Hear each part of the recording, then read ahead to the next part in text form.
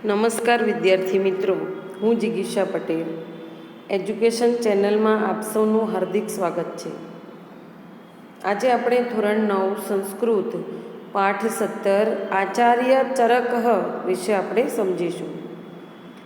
પ્રાચીન ભારતમાં વિવિધ વિદ્યા ક્ષેત્રોમાં અનેરું પ્રદાન કરનારા અનેક આચાર્યો થઈ ગયા છે. તેમાંના કેટલાક આચાર્યો તેમણે રચેલા જે તે વિદ્યા શાખાના ગ્રંથના રૂપમાં આજે પણ આપણી વચ્ચે ઉપસ્થિત છે. આવા આચાર્યોમાંના એક આચાર્ય ચરક છે. આચાર્ય ચરક આયુર્વેદ શાસ્ત્રના મહાન વિદ્વાન હતા. તેમણે ઔષધ વિજ્ઞાનનો પાયો નાખ્યો હતો. બીજા વિદ્વાનોની જેમ તેમના જીવન વિશે પણ કોઈ ખાસ માહિતી મળતી નથી, પરંતુ તેમણે રચેલો ગ્રંથ આજે પણ આપણી પાસે ઉપલબ્ધ છે. સંસ્કૃત ભાષામાં રચાયેલા આ ગ્રંથનું નામ ચરક સંહિતા છે. આયુર્વેદ શાસ્ત્રનો અભ્યાસ કરવાની ઈચ્છા રાખનાર પ્રત્યેક વ્યક્તિએ આ ચરક સંહિતા નામનો ગ્રંથ વાંચવો જ પડે છે. પ્રસ્તુત પાઠમાં આયુર્વેદ શાસ્ત્રના આ પ્રસિદ્ધ વિદ્વાનનો પરિચય મેળવવાનો છે. એ સાથે તેમનો એક ઉપદેશ પણ ગ્રહણ કરવા જેવો જ છે. રોગવિહીન નહીં પણ રોગવિહીન, રોગ વગરનું શરીર એ સૌથી મૂલ્યવાન ધન છે. એટલે પ્રત્યેક વ્યક્તિએ પોતે કેવી રીતે રોગરહિત રહી શકે છે તે પણ જાણી લેવું જોઈએ. આ મહત્ત્વની જાણકારી આ પાઠના માધ્યમથી મેળવી શકાશે. પાઠ જોઈશું, તેના એક એક શબ્દનો ગુજરાતી અર્થ જોઈશું. ચરક નામના પ્રસિદ્ધ આચાર્ય ખ્રિસ્તસ્ય પ્રથમ શતાબ્દ્યામ, ખ્રિસ્તીની પ્રથમ શતાબ્દીમાં આયુર્વેદસ્ય મહાન પંડિત, આયુર્વેદના મહાન પંડિત છે. સહ કનિષ્ક નૃપતે, તે કનિષ્ક રાજાના રાજવૈદ્ય આસીત, રાજાના રાજવૈદ્ય હતા. અસ્ય આચાર્યસ્ય, આ આચાર્યના ચરક સંહિતા નામક, ચરક સંહિતા નામનો સુપ્રસિદ્ધ ગ્રંથ વર્તતે, સુપ્રસિદ્ધ ગ્રંથ છે. આયુર્વેદસ્ય પ્રાચીનતમેષુ, આયુર્વેદના પ્રાચીનમાં પ્રાચીન, વિશ્વવિખ્યાતેષુ, વિશ્વમાં પ્રસિદ્ધ ગ્રંથેષુ એટલે ગ્રંથોમાં, અસ્ય ગણના ભવતી, આની ગણતરી થાય છે. આની એટલે ચરક સંહિતા નામના ગ્રંથની ગણતરી વિશ્વમાં પ્રસિદ્ધ ગ્રંથોમાં થાય છે.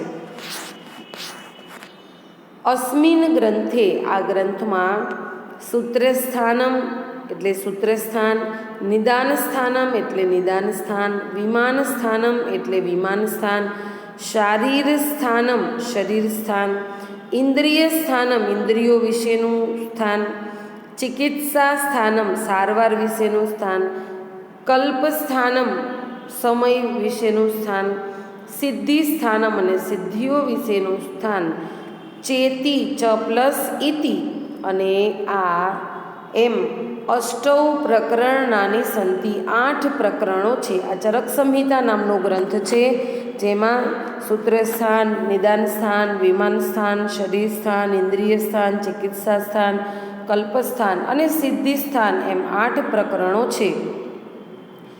એતેષુ સર્વેષુ પ્રકરણેષુ, આ બધા જ પ્રકરણોમાં સમ્મિલ્ય મળીને 120 અધ્યાયઃ સંતિ, અધ્યાયો છે. અસ્ય ગ્રંથસ્ય પ્રમાણમ, આ ગ્રંથનું પ્રમાણ 12,000 શ્લોકાત્મકમ વર્તતે, 12,000 શ્લોક સુધીનું છે. અત્ર પ્રાયઃ, અહીં કદાચ, સહસ્રદ્વયમ 2,000 ઔષધયોગાનામ, ઔષધ યોગોનું વિસ્તૃતમ વ્યાખ્યાનમ અસ્તિ, વિસ્તારથી લેખ લખેલો છે. અસ્મિન વ્યાખ્યાને, આ ગ્રંથમાં જ્વરઃ એટલે તાવ, રક્તપિત્ત, ઉન્માદ એટલે આળસ, અતિસાર એટલે ઝાડા મરડો, પ્રમેહ ડાયાબિટીસ આદિ નામ વગેરે, ઉદર શિરો માથું દુખવું, ઉદર એટલે પેટ દુખવું, ઇત્યાદિનામ વગેરે ચ રોગાણામ અને રોગોના નિવારકાની વિનાશકાની ચ નિવારણ માટે અને વિનાશ માટે કે રોગ થાય જ નહીં એની નિવારકાની એટલે સારવાર માટે અને વિનાશકાની એટલે મૂળમાંથી એ રોગનો નાશ થાય એ માટેની ઔષધાની ઉલ્લિખિતાની સંતિ. આ ચરક સંહિતા નામના ગ્રંથમાં બધી રોગોના સારવાર માટે અને વિનાશ માટે કે રોગ થાય જ નહીં એવી બધી ઔષધિઓનો ઉલ્લેખ આ ગ્રંથમાં કરેલો છે. એવમ હિ મન્યતે એવું પણ માની શકાય છે યત એટલે કે ભારતે ઔષધ વિજ્ઞાનસ્ય પ્રવર્તક ભારતમાં ઔષધ વિજ્ઞાનના પ્રવર્તક અયમ એવ આચાર્ય આ જ આચાર્ય છે. કયા આચાર્ય? તો આચાર્ય ચરક. નિખિલમપી આયુર્વેદ સાહિત્યમ બધા જ આયુર્વેદ સાહિત્યમાં આચાર્યસ્ય ચરકસ્ય ઉચ્છિષ્ટમ અસ્તિ આચાર્ય ચરકનો ઉલ્લેખ છે. અથચ અને હવે આયુર્વેદ શાસ્ત્રીયમ આયુર્વેદ શાસ્ત્રમાં યત જ્ઞાનમ જે જ્ઞાન ચરક સંહિતાયામ વર્તતે ચરક સંહિતામાં છે તદેવ સર્વત્ર વર્તતે તે બધે જ છે. ચરક સંહિતાયામ યત નાસ્તિ ચરક સંહિતામાં જે નથી તત કુત્રાપી ન વર્તતે તે ક્યાંય જોવા મળતું નથી. અસ્ય કેચન ઉપદેશા સ્મર્તવ્ય સંતિ આના કેટલાક ઉપદેશો યાદ કરવા જેવા છે. આના એટલે આચાર્ય ચરક રચિત ચરક સંહિતા ગ્રંથમાં જે ઉપદેશો આપેલા છે એ યાદ કરવા જેવા છે. તદ્યથા તો પણ મનુષ્ય કેન પ્રકારેણ રોગરહિત ભવિતુમ અર્હતિ મનુષ્ય કોઈ પણ પ્રકારે રોગ વગરનો થાય ઇતિ વિષય ઉપદિશતી આચાર્ય આ વિષયમાં આચાર્ય ચરક ઉપદેશ આપે છે. અહીંયા એક શ્લોક આપેલો છે નરો હિતાહાર વિહાર સેવી સમીક્ષકારી વિષયેસ્વ શક્ત દાતા સમઃ સત્ય પર ક્ષમાવાન આપતોપસેવી ચ ભવત્ય રોગી. અર્થાત એટલે આ જે શ્લોક આપેલો છે શ્લોકના નીચેના પેરેગ્રાફમાં અહીંયા સમજાવેલો છે.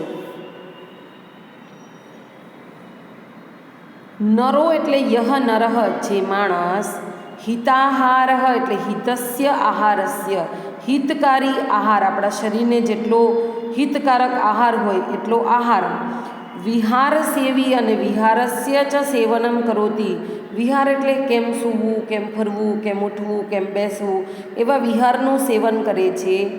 સમીક્ષ્યકારી એનો અર્થ થાય સર્વમ કાર્યમ સમીક્ષ્ય કરોતી બધું જ કાર્ય બરાબર વિચારીને કરે છે. વિષયેસ્વ શક્ત એટલે વિષયેસુ નિતરામ આસક્ત ન ભવતી કોઈ પણ વિષયમાં નિતરામ એટલે અત્યંત આસક્ત થતો નથી. દાતા એટલે યહ દાનમ કરોતી જે દાન કરે છે. સમહ વ્યવહારે સમત્વમ વ્યવહારમાં સમભાવ રાખે છે. ક્ષમાભાવ સત્યપરહ અહીંયા સત્યપરનો શબ્દ આ પેરેગ્રાફમાં ભૂલાઈ ગયો છે. સત્યપરહ એટલે જે સાચું જ બોલે છે. ક્ષમાવાન એટલે જે ક્ષમાભાવમ ચ આચરતી અને ક્ષમાના ભાવનું આચરણ કરે છે. આપતોપસેવી એટલે જે સગા સંબંધીઓની સેવામ કરોતી સેવા કરે છે. તાદૃશ નરહ તેવો માણસ અરોગી અર્થાત સ્વસ્થ ભવતી નિરોગી અર્થાત સ્વસ્થ હોય છે. અત્ર એક પ્રશ્ન તેમ છતાં પણ અહીં એક પ્રશ્ન છે.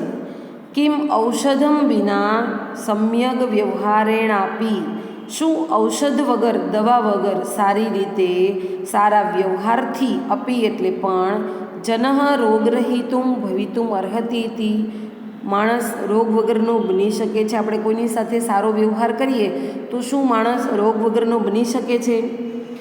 તસ્ય ઇદમ ઉત્તરમ તેનો આ જવાબ છે. યદા રોગ શરીરે પ્રવિષ્ટો ભવતી જ્યારે રોગ શરીરમાં પ્રવેશ કરે છે તદા ઔષધસ્ય આવશ્યકતા ભવતી ત્યારે દવાની જરૂર પડે છે.